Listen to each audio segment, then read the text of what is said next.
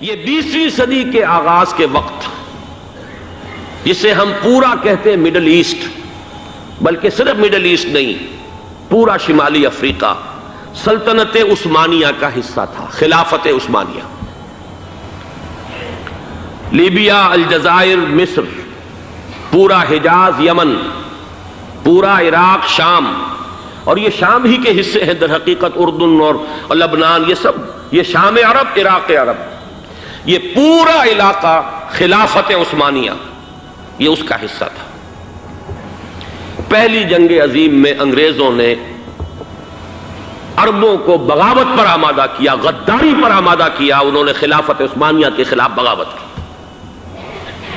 بیج بوئے ان کے دلوں کے اندر نفرت کے، ابھارا انہیں، تم ترکوں کے غلام کیوں ہو، تمہیں خود حاکم ہونا چاہیے، تم کھڑے ہو جاؤ، ہم مدد کریں گے، تم بغاوت کرو، تم ان ترکوں کے خلاف ہماری مدد کرو، ہم تمہیں آزاد کر دیں گے، تم اپنے پاؤں پر خود کھڑے ہو جانا۔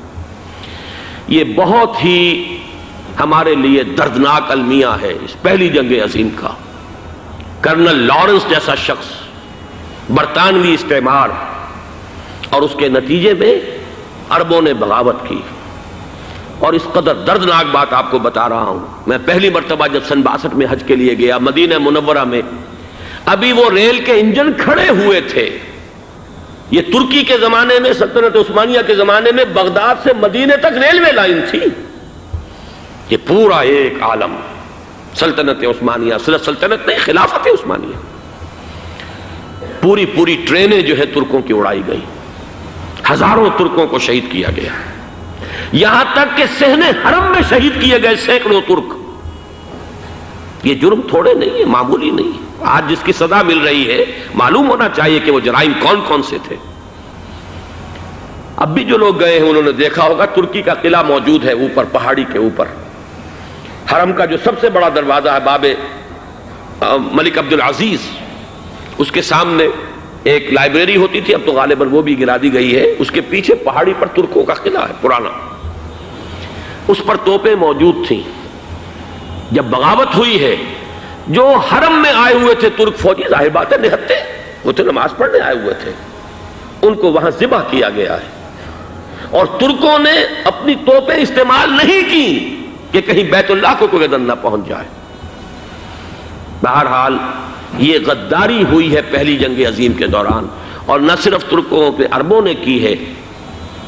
جیسا کہ میں نے کہا تھا، دو ہیں سب سے بڑے مجرم روئے ارضی کے اوپر امت مسلمہ کے طبقات۔ ہمارا پنجابی سپاہی بھی جا کر انگریزوں کی مدد کر کے ایلن بی کو قبضہ جو لے کر دیا بغداد کا، اس میں ہمارے مسلمان پنجابی سپاہی بھی شامل تھے۔ یہ خون چکاں باب ہے ہماری تاریخ کا اس صدی کا۔ لیکن اس کے بعد سلطنت عثمانیہ کے ٹکڑے ہو گئے، چیتھڑے ہو گئے۔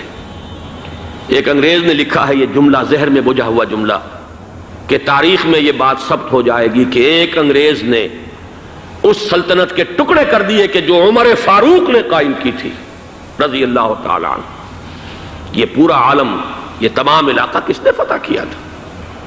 یہ بات ہاتھ بدل گئے تھے، پھر ترک آ گئے، خلافت عثمانیوں کے پاس چلی گئی، لیکن یہ سلطنت تو حضرت عمر رضی اللہ تعالیٰ عنہ کے زمانے سے چلی آ رہی تھی۔ اس کو ایک انگریز کرنل نے، اور اس نے بغاوت پہ آمادہ کر کے عربوں کو اور ترکوں کے پیٹھ میں چھرا ڈھپوا کر ان کے ذریعے سے اور ٹکڑے کر دیے۔ لیکن جب جنگ ختم ہوئی، اب انہوں نے کہا کہ اب ہمیں آزادی دیجئے، تو اب انہیں معلوم ہوا کہ غداروں کو دنیا میں کیا ملتا ہے۔ ٹکڑے کر دیے گئے۔ یہ حصہ عراق یہ انگریز کے پاس رہے گا، شام کا یہ علاقہ یہ فرانسیسیوں کے پاس رہے گا، مصر پر انگریزوں کا تسلط رہے گا، لیبیا اطالویوں کے پاس رہے گا۔ لے دے کر یہ جو علاقہ تھا حجاز، چونکہ وہاں کچھ تھا ہی نہیں، بوادن غیر ذی زرع، یہ عربوں کے پاس چھوڑ دیا گیا۔ اس وقت جو بادشاہ ہیں شاہ حسین اردن کے، ان کے دادا سب سے بڑے غدار وہی تھے، لہذا ان کو اس علاقے کی بادشاہت دے دی گئی۔ اس کے بعد نجد سے ایک تحریک اٹھی ہے، وہ سعودی جو خاندان ہے وہ نجد سے اٹھا ہے۔ نجد میں اس وقت کچھ بھی نہیں تھا، وہ تو صرف ریت کے تودے تھے اور کچھ بھی نہیں، لہذا ادھر کسی استعماری قوت کو دیکھنے کی ضرورت ہی نہیں تھی۔ وہ تو بعد میں تیل برآمد ہوا اور اس کی حیثیت ہو گئی، اور یہ امارات کا علاقہ جو ہے اس کی دنیا میں اب گویا کہ یوں سمجھیے کہ جو سب سے زیادہ اہم علاقے ہو سکتے ہیں روئے ارضی کے نقشے پر، ان میں سے ایک وہ ہو گیا، لیکن یہ اس وقت کی بات میں کر رہا ہوں، کوئی حیثیت نہیں تھی، لہذا اس کو چھوڑ دیا گیا۔ یہ ہے تاریخی پس منظر، یہ لکیریں جو کھینچی گئی ہیں، یہ ایک ملت اسلامیہ کو جو قومیتوں میں تقسیم کیا گیا، پھر نعرے لگوائے گئے المصر للمصریین الشام للشامیین۔ اب شامی ایک علیحدہ قوم ہو چکے ہیں، مصری ایک علیحدہ قوم ہو چکے ہیں، عراقی ایک علیحدہ قوم ہو چکے ہیں۔ یہ ساری تقسیمیں استعمار کی پیدا کرنا ہے، اس کا کوئی تعلق اسلام کے ساتھ نہیں۔ اب ضرورت تو اس بات کی تھی کہ استعمار کے پنجے جب یہاں سے کچھ ہٹے، دوسری جنگ عظیم کے بعد ایک دور آیا، امریکہ ابھرا ہے دنیا کی عالمی سطح پر سیاست میں، اس کے ہاں کچھ آزادی کے تصورات تھے، اس نے بھی سپورٹ کیا۔ برطانیہ کمزور ہو چکا تھا، وہ اتنے بڑے علاقے کو اب ہولڈ نہیں کر سکتا تھا۔ ہندوستان بھی آزاد ہوا، پھر یہ کہ اور دوسرے علاقوں سے بھی اس کو پسپائی اختیار کرنی پڑی۔ استعمار کے پنجے جس طرح بھی ہوئے، ان کے سینوں سے، عربوں کے سینوں سے جو ہے گویا کہ وہ ہٹے، لیکن امریکہ نے ایک اپنی بہت بڑی حکمت عملی جو اختیار کی، عالم عرب کے سینے میں اسرائیل کا خنجر پیوست کر دیا، تاکہ یہ کبھی آزاد نہ ہو جائیں، ہمارے انگوٹھے تلے رہے، ہماری پالیسی گورن کرے۔ یہ استعمار کا دوسری جنگ عظیم کے بعد، جہاں برطانوی استعمار، فرانسیسی استعمار رفتہ رفتہ یہ ہٹنے شروع ہوئے۔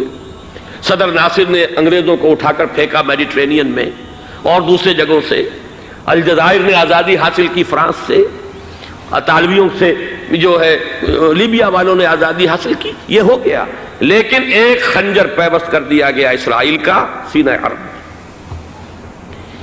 اس صورتحال میں ظاہر بات ہے کہ ایک تو بڑی آئیڈیل پوزیشن تھی کہ پورا عالم اسلام متحد ہو، لیکن وہ تو بہت دور کا خواب معلوم ہوتا ہے۔ علامہ اقبال سے بڑا کوئی نقیب نہیں ہے ملت اسلامی کی وحدت کا۔ ایک ہو مسلم حرم کی پاسبانی کے لیے، نیل کے ساحل سے لے کر تا بخاک کاشغر، لیکن انہیں بھی اپنے لیکچرز میں کہنا پڑا کہ اس وقت جو صورتحال ہے، پورے عالم اسلام کی ایک وحدت بن جانا تو تقریباً ناممکن نظر آ رہا ہے۔ اگر کسی طرح ایک common wealth of Muslim nations وجود میں آ جائے تو بھی بڑی کامیابی ہوگی، لیکن اس سے بھی پہلے یہ تو زیادہ آسان تھا کہ عالم عرب ایک وحدت کی شکل اختیار کر لے۔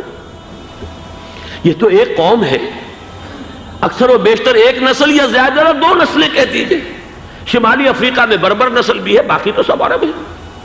یہ پورا عالم ایک نسل، ایک زبان، پورے اتنے رقبے کے اوپر بولے جانے والی ایک زبان، یہ تو ایک ہو جائے۔ افسوس یہ ہے کہ اس کا ایک ہو جانا، ایک شخصیت ابھری تھی جو مذہبی مزاج کی شخصیت تھی، جو دینی مزاج کی حامل شخصیت تھی، اگر اس کی قیادت میں عالم عرب متحد ہو جاتا تو واقعتاً ایک بہت بڑا جو ہے مرحلہ وہ طے ہو جاتا پوری عالمی ملت اسلامیہ کی ایک وحدت اختیار کرنے کا۔ وہ شخصیت تھی شاہ فیصل شہید کی، اور اس لفظ کے ساتھ ہی آپ کے ذہن میں آ گیا ہوگا کیوں انہیں شہید کر دیا گیا، کس نے کیا کرایا، کہاں سے تعلیم حاصل کر کے آیا تھا وہ جس نے شہید کیا شاہ فیصل شہید کو، اس کی گردن پر کون سوار تھی، وہ یہودی لڑکی کے جس کے فوٹو بھی شائع ہوئے، ایک گردن پر اٹھائے کھڑا ہوا شہزادہ اپنی ایک یہودی دوست کو، لڑکی کو، اور وہی ہے کہ جس نے جا کر پستول سے شہید کیا ہے۔ جان میں اچھی طرح جان لیجئے، جیسے بارہا میں نے عرض کیا ہے کہ حضرت عمر کو شہید کرنے والا کہنے کو ابو لولو فیروز تھا، لیکن اس کے پیچھے پورا ایرانی نسل پرستی کا جو پورا پس منظر ہے، اسے تو ہر شخص جس کی ذرا بھی نگاہ جو ہے جو صرف منظر کو نہ دیکھ رہی ہو، پس منظر کو بھی دیکھنے والی ہو، وہ تو جان لے گی کہ ابو لولو فیروز ایک فرد کا نام نہیں تھا، وہ ایران کا انتقام تھا عالم عرب سے۔ بالکل اسی طریقے سے یہ امریکی استعمار کا ہتھ کنڈا تھا، اسے محسوس ہوا۔ شاہ فیصل مذہبی مزاج کا شخص یہ ابھر رہا ہے، اور یہ شاہ فیصل کی حکمت عملی کا ذرا آپ اندازہ کیجئے۔ لاہور میں سمٹ کانفرنس ہوئی، اس میں وہ آئے، سب سے ٹاورنگ پرسنالٹی پورے اس وقت عالم اسلام کے اندر شاہ فیصل کی تھی، اور وہ گویا کہ ایک بہت ہی جس کو کہا جائے کہ ایک بہت ایلڈرلی، ایک بزرگانہ ایک شخصیت جو ہے، اور انہوں نے اپنی دولت کے دروازے، عرب میں وہ مشہور تھے کہ نہایت خسیس اور بخیل انسان ہے، اس لیے کہ وہاں وہ خرچ کرتے تھے حساب کتاب کے ساتھ، لیکن ان کے خزانے کھلے ہوئے تھے عالم اسلام کے لیے، ادھر بھی مدد ہے، ادھر بھی مدد ہے، ادھر بھی کام ہو رہا ہے، ادھر بھی کام ہو رہا ہے۔ پھر انہوں نے تیل کا ہتھیار استعمال کر کے ایک دفعہ امریکہ کو دن میں تارے دکھا دیے تھے، لہذا ان کا ہٹایا جانا سین سے یہ امریکی استعمار کے لیے لازم تھا۔